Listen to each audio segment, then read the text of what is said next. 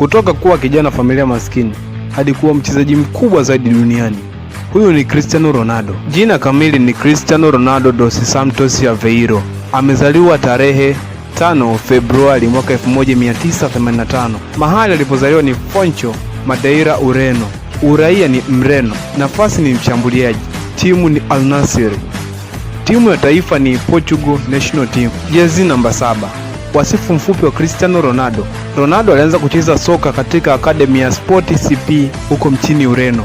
Baada ya kung'ara kisoka alisajiliwa na Manchester United, kisha akahamia Real Madrid ambako aliandika historia ya kufunga mabao mengi na kushinda makombe makubwa.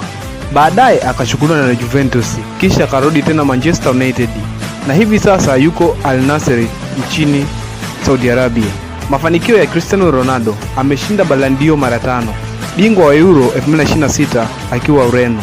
Ameshinda mataji mengi ya UEFA Champions League. Huyo ni Cristiano Ronaldo.